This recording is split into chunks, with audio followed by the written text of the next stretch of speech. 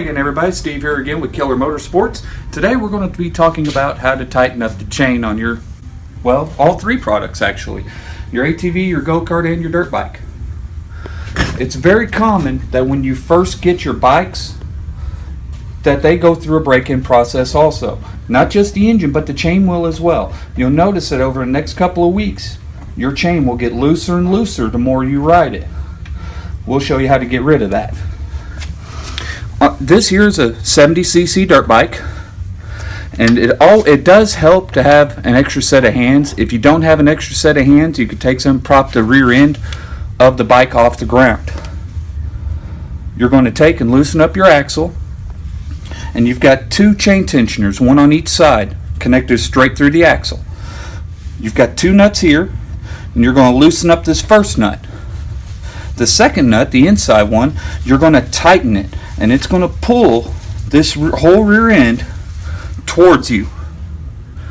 And one thing you want to make sure about, that when you do that you want to keep your sprocket, chain, and engine sprocket all aligned together.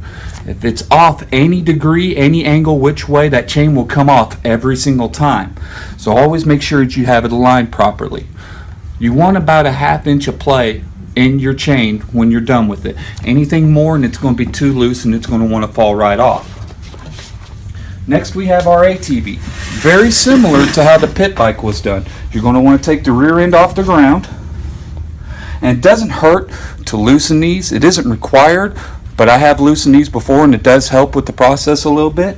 You have your two chain bolts here, and the same thing, you've got two nuts, one here and one on the inside.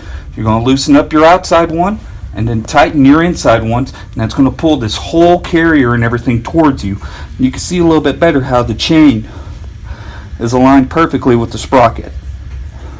And then finally, we've got our go-kart over here. This one's a little bit different setup. This one you don't have to take the rear end off the ground, because your engine and your sprocket and your axle are two different items, so you don't have to do all the lifting and everything like you do with these. On the go-kart, it's a little bit different setup. You don't have the bolts and stuff like you do on the other one. You actually have a 17mm bolt here and another 17mm bolt here. You're going to loosen up this bottom one where my finger is. Then you're going to tighten this one, and it's going to raise your engine up, taking the slack off of it out of here. This one you don't really have to worry about with the alignment, because this one's pretty self-aligning. All you're going to worry about is just taking that slack out of the chain. And if you have any more questions or comments or anything, just give us a holler back on the page or comment below and we'll get them answered for you.